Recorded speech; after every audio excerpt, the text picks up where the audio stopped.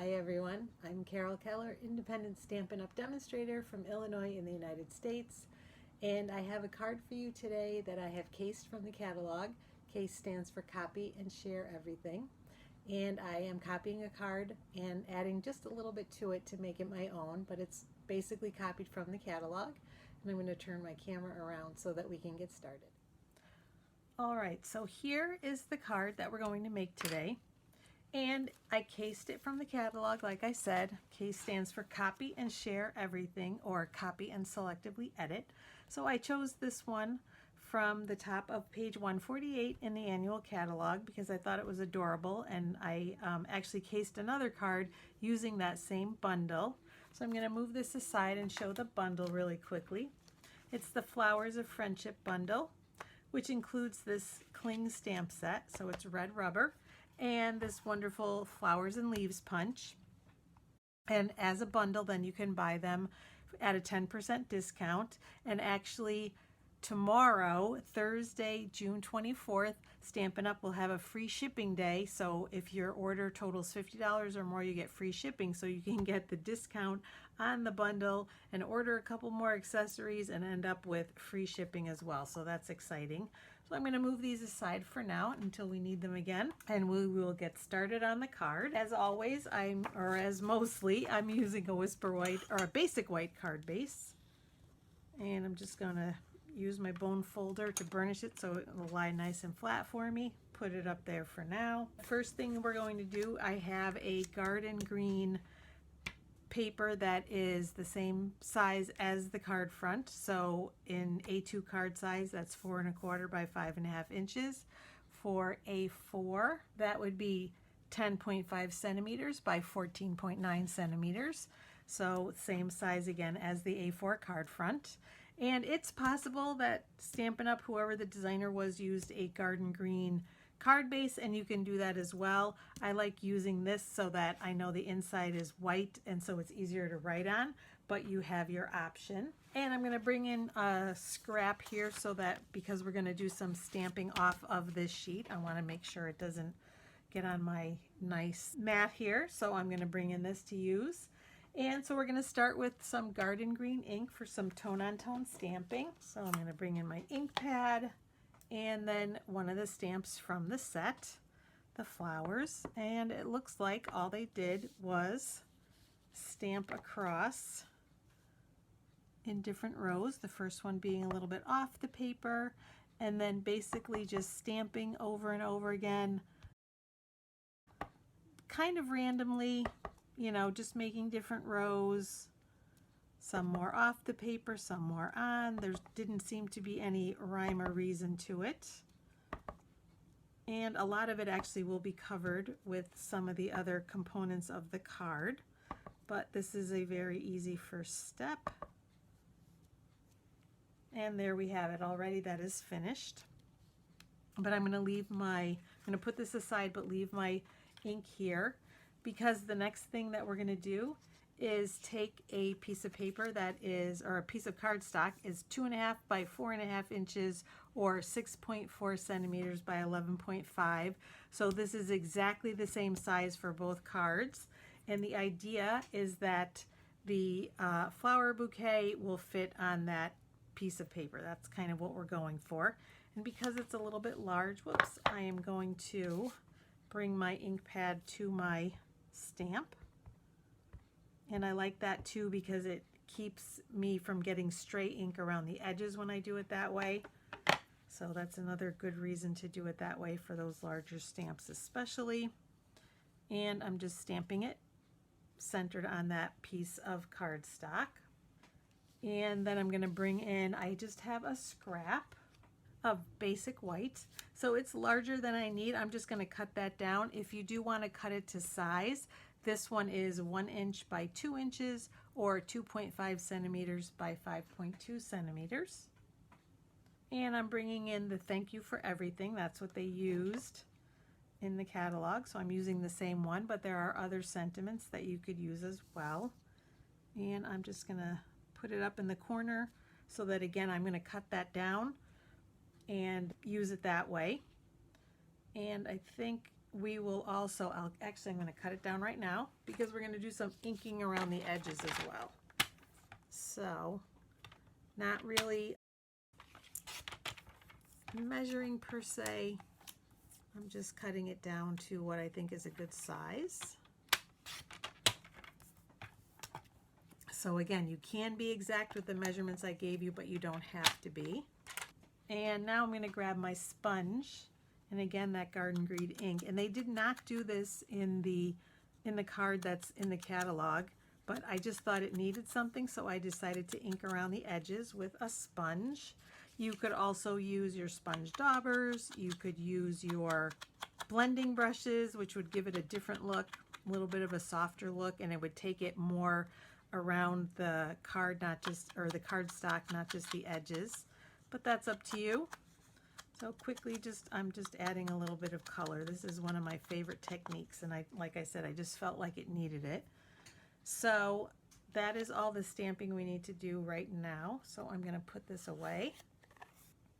But then the next thing is we are going to do some more stamping, but we're going to use the Stamparatus. Whoops, I have ink on my fingers. We're going to do the rest of our flowers and our leaves we're going to use the Stamparatus for, and I will explain why. So I'm going to put this aside, both of these, and bring in my Stamparatus, and I will kind of explain. I have it mostly set up except for this one last leaf. So I'm going to explain what my process was. The first thing I did was take this scrap and basically punch it out so that I had a template from the punch. And why did I do that? Well, I have flowers that are in crushed curry, and I have leaves that are in garden green, and I want to be able to be efficient and stamp them all out at the same time, and the Stamparatus helps me do that. So I have put it in this corner. I'm going to make sure it's where I want it. It should be set up nicely for the two flowers, which I have already placed, and the one leaf. And like I said, I'm going to show you how I did it. Initially, once I put the template down, when I started my placement, I used a scrap piece of paper. This is a piece of cardstock that we are going to use to stamp. And what I did was, this is the smaller stamp that goes here, and I use the same process for the other three that are already laid out. I find that the easiest thing to do when working with a template is to lift the template up, and actually I'm going to take it off here just so I can show you. Lift it up and place it so that the stamp comes through to the back side, so I know that that's placed perfectly. And then I'm just going to turn it back over, keeping that placement in here, and put it back right in that corner where I set everything up. And sometimes it's sticky, so it does stick to your fingers, but hopefully that stays in place. And then I'm going to pick it up with my Stamparatus plate. So I have both of the green leaves, or what are going to be green leaves, on the one plate. But for the flowers, they are also on the same plate, but they are on opposite sides, because to put them on one, they'd be too close together to stamp both of those accurately. So that's why I had to flip the plates around. And all I'm going to do is place my cardstock right sort of along the edge here. And because I was lifting the template up to fit the pieces or the stamps in there, I'm going to put my other magnet over both the template and my piece of cardstock. And I'm just going to push it along the edge so it doesn't interfere with the stamping. And I'm going to bring that garden green back in and ink up my leaves, and stamp those. And you can see they're both right in the channel there, so I know that when I go to punch them out, I will be able to do so accurately. And then I'm going to take my crushed curry ink pad and do the same thing, except I just have to do one flower at a time. So press it. That looks good. Flip it around so I can do the other one. So you can see I have all four of them in the openings. So now all I have to do is take this out and put it in my punch.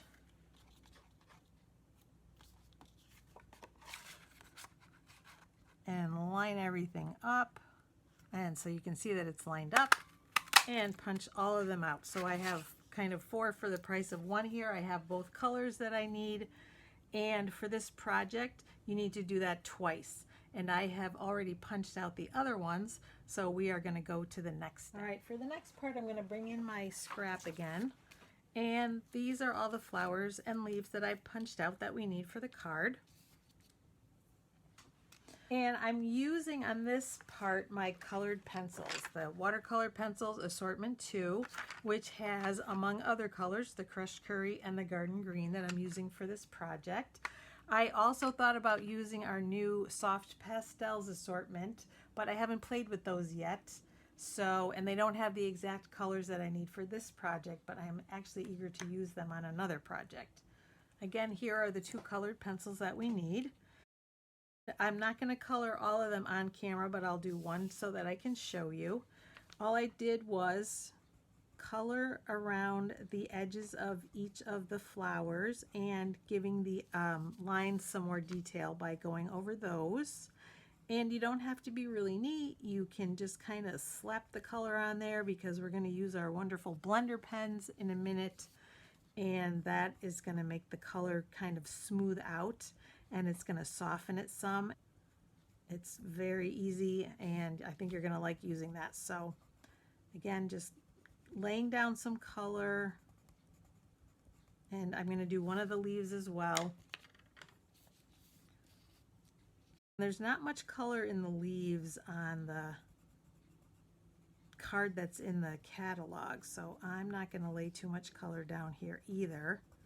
And then I'm going to show you the magic of our wonderful blender pens. They come in a 3-pack, and they have 2 ends. So I'm going to bring in the one blender pen that I've been using. I basically use the Crushed Curry on one side and the Garden Green on the other. All you really need to do once you're done is kind of wipe them on the paper. But just because I was working so quickly, I decided to use one for each end. But all you do is just quickly go over with that blender pen, and it does just what it says. It blends that color, and it softens it a little bit. And I chose to leave the centers white because, again, I was following the design of the card that I'm copying or casing. But you could fill it in if you wanted. You could lay down more color. You could use less. It's, personal preference, completely up to you. And I am gonna see there's some yellow that comes out. So now I should be able to use it again with the green, but just because I have both ends, I decided to use one for each side. Doing the same thing with the leaf, just blending that color a little bit. And then off camera, I am gonna do the rest of them, and then I will be right back. All right, and now we're gonna do our assembly, as I've colored in all of the flowers. So we're going to take multi-purpose liquid glue for the back of this one. The nice part is it doesn't dry immediately, so it gives me time to make sure my placement is where I would like it. And then for this one, I did the same thing. I'm going to just lay it down, though. This time I'm going to use my Stampin' seal. And for the, oh, whoops, I just realized I forgot to put the ribbon on. And I added the ribbon. It was not in the picture, but just like doing the inking around the edges, I decided it needed a little bit of ribbon. So I did add the bumblebee ribbon, so I can still do that by adding a strip to the bottom with some glue dots. Try that again.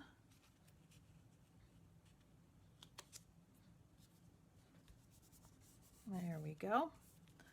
Luckily, you can usually fix your mistakes. And then for the thank you for everything, I'm using my Stampin' Dimensionals. And placing it right here.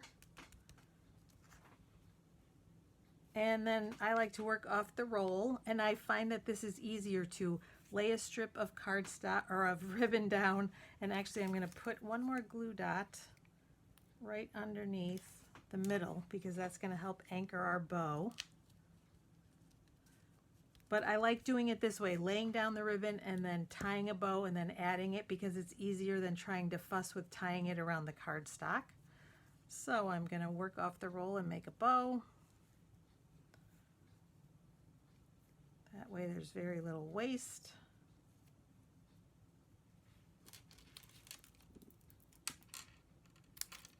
Pretty the ends up.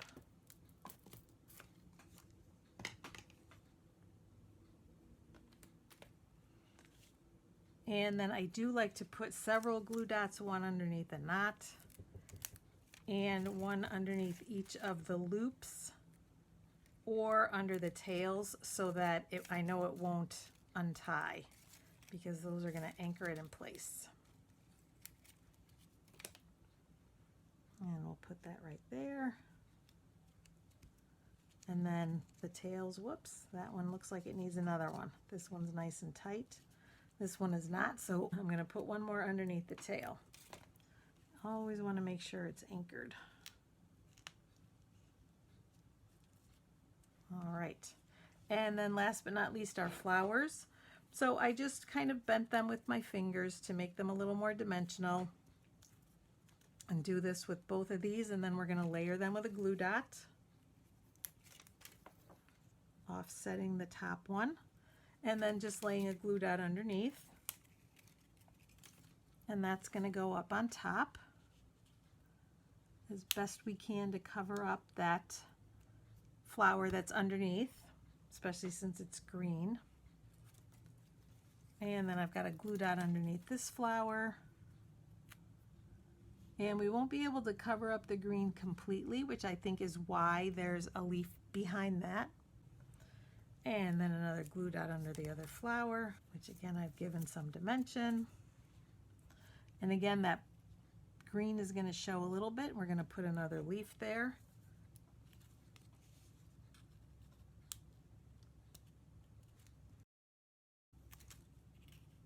And one here.